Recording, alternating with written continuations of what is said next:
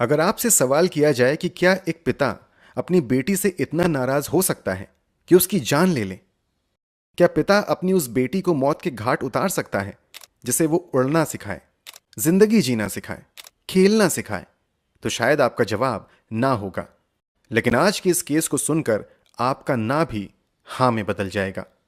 हम बात कर रहे हैं राधिका यादव मर्डर केस की।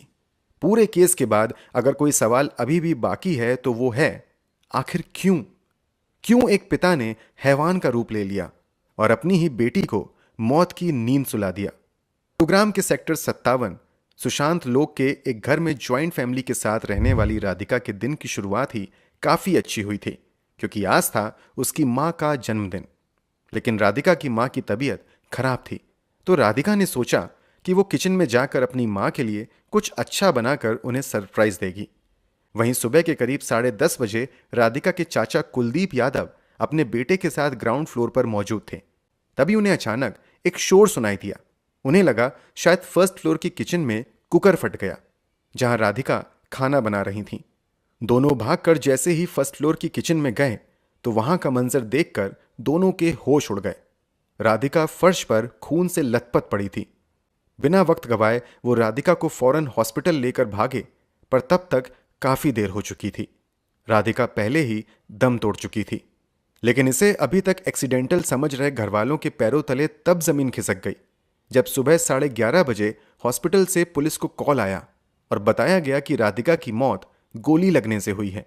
सूचना मिलते ही पुलिस मौके पर पहुंचती है, जहां से पुलिस की एक टीम राधिका के घर के लिए रवाना हो जाती है और एक टीम हॉस्पिटल में रहकर पूछताछ करती है। पूरे मामले की इन्वेस्टिगेशन शुरू हो गई थी। पुलिस सबसे पहले क्राइम सीन पर जाती है, जहां जमीन पर फैला राधिका का खून और किचन की दीवार पर धंसी गोलियों से यह साफ हो गया था कि राधिका की गोली मारकर हत्या की गई है। और सुबह घर में घुसकर राधिका को गोली मारना कोई आसान काम नहीं है और किसी बाहर वाले के लिए यह काफी मुश्किल भी था। तो पुलिस का पहला शक घरवालों पर जाता है। लेकिन जैसे ही पुलिस वालों ने घरवालों से सवाल करने शुरू किए तो घरवाले काफी अनजान बने हुए थे। पर पुलिस ने जब सख्ती से पूछताछ की तो सामने आया वो हैरान कर देने वाला सच। पूछताछ में पुलिस के हाथ लगा था कबूलनामा, और यह कबूलनामा किसी और का नहीं बल्कि खुद राधिका के पिता दीपक यादव का था। दीपक यादव ने अपने कन्फेशन में जो कुछ पुलिस को बताया उस पर विश्वास कर पाना काफी मुश्किल था। दीपक ने बताया कि कुछ दिन पहले मेरी बेटी के कंधे में चोट लग गई थी, जिस वजह से वो खेल नहीं रही थी। उसने अपने खुद की एकेडमी खोली जहां वो बच्चों को कोचिंग देती थी। जब मैं गांव वजीराबाद दूध लेने जाता था तो लोग कहते थे कि तू लड़की की कमाई खा रहा है, जिससे मैं बहुत परेशान रहता था। लोग मेरी बेटी के कैरेक्टर पर भी उंगली उठाते थे। मैंने अपनी बेटी से इस एकेडमी को बंद करने के लिए कहा, लेकिन मेरी बेटी ने एकेडमी बंद करने से मना कर दिया। ये टेंशन मेरे मन में बनी रहती थी, जिससे मेरी इज्जत को ठेस पहुंचती थी। मैं बहुत परेशान और तनाव में रहने लगा था।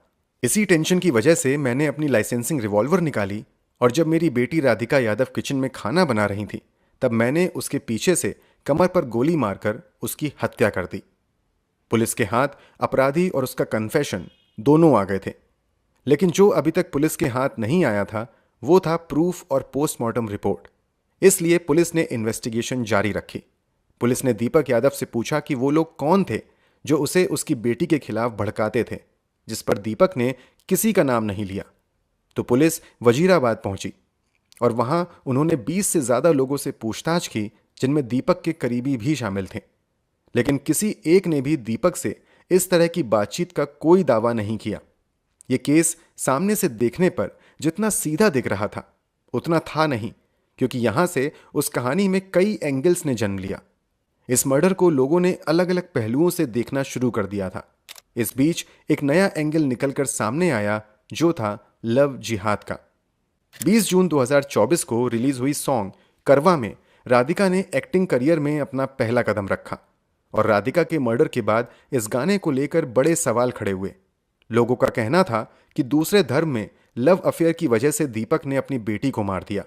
और इस सब की शुरुआत होती है तब जब दिल्ली में एक टेनिस टीम पंजाब टाइगर्स की फाउंडर तापसी पन्नू का शूट चल रहा था, जहां क्रिएटिव टीम में इनाम काम करता था।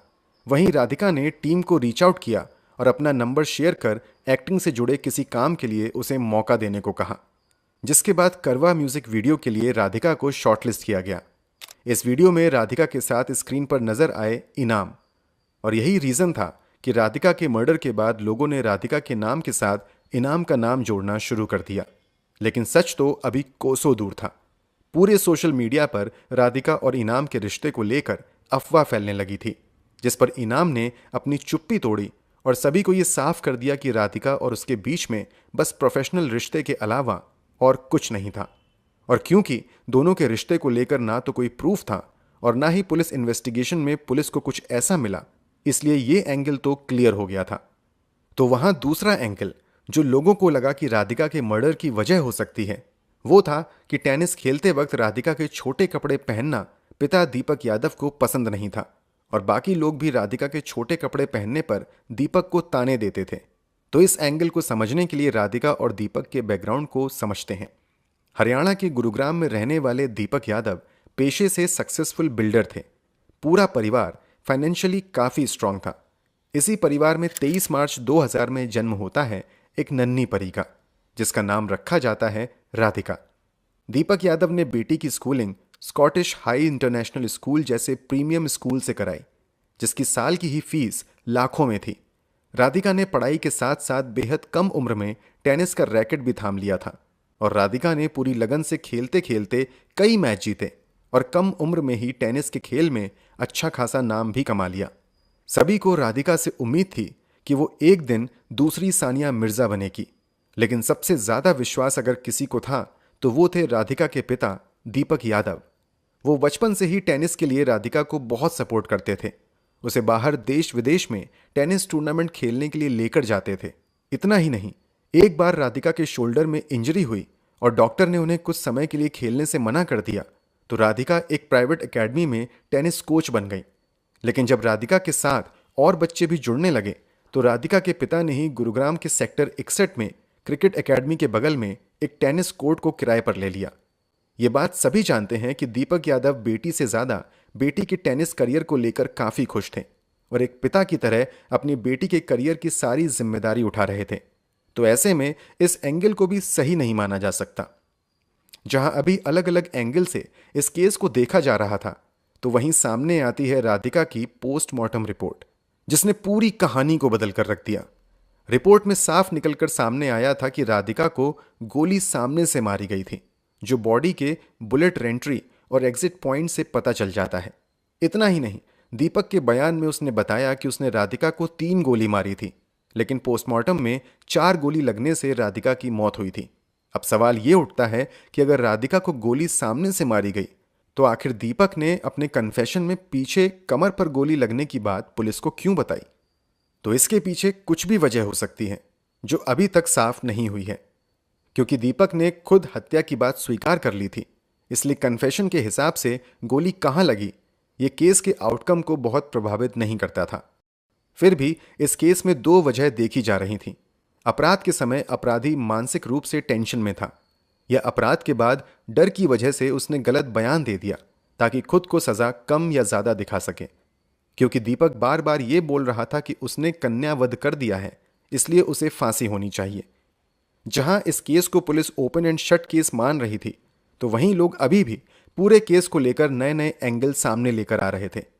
लेकिन फिर एक बार कुछ ऐसे प्रूफ निकलकर सामने आए जिससे यह केस पूरी तरह से साफ हो गया। इसी कड़ी में सोशल मीडिया पर सामने आई राधिका की दोस्त हिमांशिका, जो खुद भी टेनिस प्लेयर है और राधिका के साथ पिछले 10 साल से थी। हिमांशिका राधिका से काफी क्लोज थी और राधिका उसे कई बातें अक्सर बताया करती थी। हिमांशिका ने सोशल मीडिया पर एक वीडियो पोस्ट किया जिसमें उसने राधिका और उसके परिवार के रिश्ते के बारे में खुलकर लोगों को बताया। हिमांशिका का कहना था कि उसके परिवार वाले पहले से ही राधिका पर काफी रोक टोक करते थे और उन्हें सोसाइटी का काफी डर रहता था। राधिका बहुत टाइम से अपने घर पर सफर कर रही थी। उसे घर पर बहुत घुटन महसूस होती थी। यहां तक कि अगर राधिका कभी हिमांशिका से बात भी करती थी तो उसे दिखाना पड़ता था कि वो अपने किसी दोस्त से बात कर रही है। हिमांशिका ने यह भी बताया कि राधिका को लेकर जो लोग निगेटिव बातें करते थे, उससे पिता दीपक राधिका से ही नाराज हो जाते थे, सिर्फ उन 4 बातों के चक्कर में कि ये मेकअप करने लगी है, छोटे कपड़े पहनती है और दीपक राधिका की कमाई खा रहा है। ऐसी बातों पर ध्यान देकर उन्होंने अपनी ही बेटी को मौत के घाट उतार दिया। सिर्फ दीपक की सोच की वजह से आज राधिका हमारे बीच नहीं है। इतना ही नहीं, इसका एक और प्रूफ है राधिका के व्हाट्सएप मैसेज जो उसने अपने फॉर्मर कोच अजय यादव को किए थे। अजय ऑलरेडी दुबई में सेटल हैं और राधिका ने अक्टूबर 2024 में उन्हें मैसेज कर यह कहा था कि वो कुछ टाइम के लिए घर से निकलना चाहती है, ऑस्ट्रेलिया या दुबई में इंडिपेंडेंटली रहना चाहती है क्योंकि घर पर काफ़ी रेस्ट्रिक्शंस हैं और वो कहीं भी इंडिपेंडेंटली रहकर कुछ कोर्स भी करना चाहती है। राधिका के घर में 2 हफ्ते पहले से चीज़ों में बदलाव दिखना शुरू हो गया था। धीरे धीरे राधिका के खिलाफ उसके पिता के मन में कई ख्याल जन्म लेने लगे थे। घर की दीवारों के पीछे जुर्म की एक नई कहानी तैयार की जा रही थी। लगभग 2 हफ्तों से ही राधिका अपने पिता की बजाय अपने माँ के साथ टेनिस कोचिंग जाती थी। अगर देखा जाए तो राधिका का पहले एक्टिंग में इंटरेस्ट दिखाना, उसके बाद दूसरे देश में रहकर कई कोर्स करने का ख्याल आना शायद राधिका के पिता के लिए बर्दाश्त से बाहर था, क्योंकि राधिका से ज्यादा राधिका के टेनिस करियर का ऑब्सेशन अगर किसी को था तो वो थे राधिका के पिता। पुलिस ने इस केस को एक ओपन और शट केस बताया, जिसमें पुलिस के पास राधिका के पिता के कन्फेशन के अलावा कोई क्लियर मोटिव नहीं था। दोस्तों, जो होना था वो तो हो चुका है। हम सभी अदालत के फैसले का सम्मान करते हैं। फिर भी आपके अनुसार इस पूरे केस में क्या कुछ हुआ होगा, कमेंट बॉक्स में ज़रूर बताएं। अगर आपको हमारी मेहनत पसंद आई हो तो वीडियो को लाइक करते हुए शेयर भी करें